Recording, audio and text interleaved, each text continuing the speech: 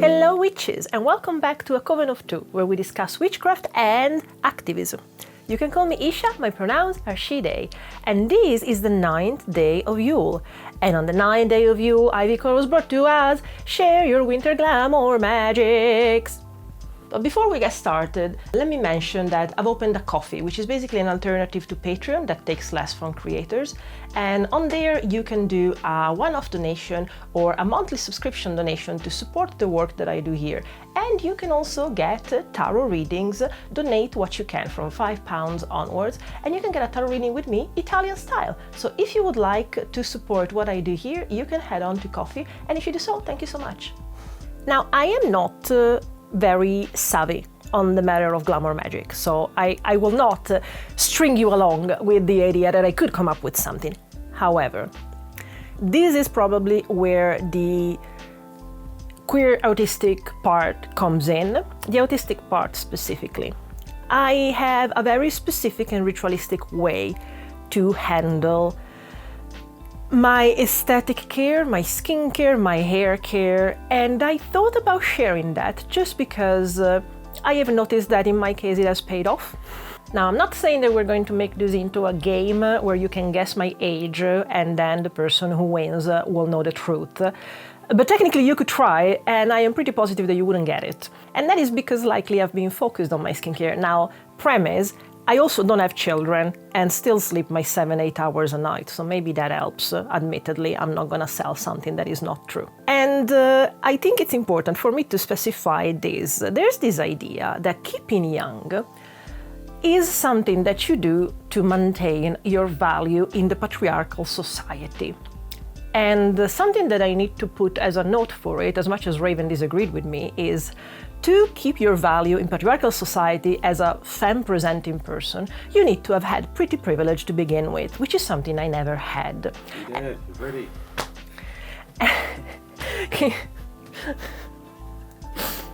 Sweetie, I am pretty to you, but admittedly, you must admit, you've seen how the world treats me. I admit nothing. That is to say that unfortunately, in a patriarchal society, and in a sexist, therefore, society, things like aesthetics of beauty and skinniness do bring some sort of privilege, albeit along with certainly more kinds of abuse. How do I know that? For a very short fraction of my life, I was skinnier, not skinny. I used to fit in a UK size 12, if you know sort of what it means. And I did see a different behavior, especially of men, towards me, because they evidently hoped that by being regularly decent to me, they would have entitled them to something. And unfortunately, it went to the entitled level where men just felt free to just grab my wrist and try to drag me with them when I was just waiting for a bus, because they expected that, yes, there's this complete stranger at a bus stop at 10 in the evening. If I grab their wrist, they're gonna come with me and it's a story they will tell their children. No, don't do that. But that is to say, the care that I have put in my skincare to keep looking a certain way that accidentally, I think, with a mix of care and genetics, and again, sleep and lack of children, has sort of worked, wasn't quite to maintain any level of privilege because, again, especially coming from all the marginalized identities which I live at the crossroad of. So I am a queer person, I have a person of color, sometimes I have light skin privilege, but I am still a person of color, and believe you me, the system never allows me to forget it. I am autistic, therefore, according to this system, disabled, even if some things I can do better than regular brained people, allistic, and some things I just can do because, again, autistic brain works different than an allistic brain. I'm a fat person, again, apart from this tiny amount of time I have always been. I am a working class person. All these things come together in making me, which is not exactly a position of privilege. The reason why for me was important to sort of work on things, and it wasn't always, but I realized in the last few years that I'm grateful that I started earlier with skincare, is that the society puts certain expectation on people and on certain ages that they reach. And by a certain age, you're expected to be married, you're expected to have reached a certain point in the career ladder, you're expected all these kind of things, and if you haven't delivered them to the capitalistic system, something is wrong with you. People shouldn't trust you.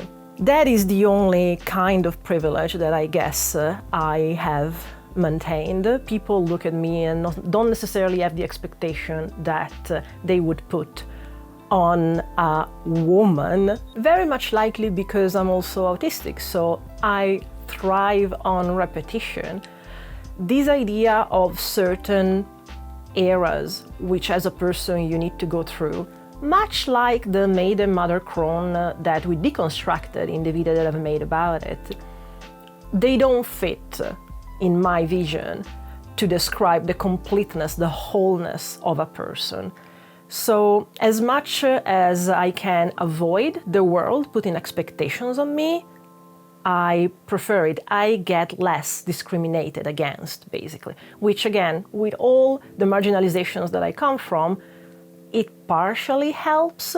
There is still this perception of I am acting in some things too young, even for whatever age I look like. On a wider level, it's the issue of passing. Passing nowadays is likely a word that you've heard used relating to the trans community.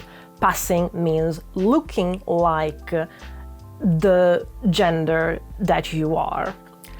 So passing is something that trans people work with because in this system is something that keeps you safer than not passing, but is not something necessary for us to feel like we are the people that we know we are. And that is very important. And the hope is that one day we get to a system where the recognition of who someone is just because you believe them, not because they adhere to an aesthetic that you believe should apply to the gender that they declare. Now that we have done this long premise, I can tell you this.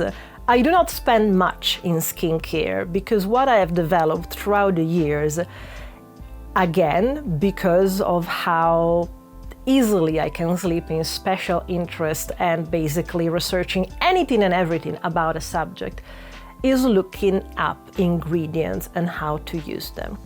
So, for example, one of the best advices that I can give you is if you have anything that has hyaluronic acid in it, which helps hydrating your skin, you need to also use it when your skin is slightly wet, because the way that hyaluronic acid works as a humectant, it means that it draws moisture from somewhere else, meaning that the hyaluronic acid at that point will suck out of your skin the moisture to attract it to itself, which is why some people can find the hyaluronic acid dries their skin. It doesn't, it shouldn't. That's why it matters to know how to use it. So always use it with a tiny bit of your face being still moist from water after you wash it. No anti-aging will actually give you anything. And I'm saying that as someone that in their heyday used to buy Estée Lauder, which is not worth the money that you would spend on it. And it took me trying to understand that. And at the time, I had the privilege of a full-time, well-paying job, good old days, so I could afford it. Don't do it, even if you can afford it. It's a waste of money. The only actual ingredient that will do anything if you want to keep a younger look, keep your skin fresh, and keep away fine lines is tretinoin. Not even retinol, which is the one that you find in over-the-counter moisturizer and skincare. Tretinoin. Tretinoin is a very specific kind of vitamin A. And actually in this country, in the UK, is only under prescription. However, there have been a couple of companies that in the last few years have basically started to sell it in a way that works like this. You take a picture, you send it over, they actually have dermatologists which will look at your pictures. You basically say what you would like for the skincare to do for you, and they will prescribe you privately tretinoin in a personalized mix that usually lasts you a month and a half. I actually have a discount code for that because I've been doing it for now like 3 years. and it's around 20 quid per month, but with my discount code, like the first time, you should get a tenner off, which is not that bad. And considering that after that, you just need a moisturizer. You don't need anything else. Threat will do anything and everything that your skin needs. Why am I saying this? You know, when we talk about witches when they were young, playing in the mud, making potions, that kind of mindset never left me, and now I just use it to things that are out there, and skincare and hair care is one of these things. So I don't have a glamour magic spell to share with you, but this is how I worked on the way that I can present myself aesthetically to the world. So I thought of sharing this, especially because I know how incredibly expensive the skincare industry makes everything, and every promise that an advert makes does not have to be based on anything. And I'm telling you, the only thing that medically is proven to change things is tretinoin. So whether you are in a country that actually sells it over the counter, good for you. If you're in the UK, Dermatica is the one that I use, but I think there's another one. They're pretty much the same price these days, and you can find a discount code for that. But at least it reduces a lot the amount of stuff that you would use and actually gives you a result, which ultimately is the kind of thing that I apply to eclectic magic as well, which is kind of what I do, eclectic witchcraft. I study everything, I find the things that work, and I keep and hold them. And because of how much I like to share those things with people so that other people can avoid my mistake, here I am. As a final note, TLDR to the entire video, again, let me stress this. To me, it's not important to keep young because it will give me any privilege. Again, I needed to come from privilege to maintain that privilege, and I didn't have pretty or skinny privilege. Never have, never will. But it is important to me to not only be able to maintain my autistic childishness, I guess. To me, it's normal, but to a lot of people, it's already not. And the more I can hold off to have an image where people put an expectation on me about being an adult and behaving a certain way, the less I'll be discriminated for it. So those are my reasons for it. I think play and being free to do the things you like, to wear the things you like without the imposition of what is expected of you is incredibly important. And doing this kind of regime for myself has allowed me to keep doing that without having as harsh a judgment. A judgment still, but not necessarily as harsh.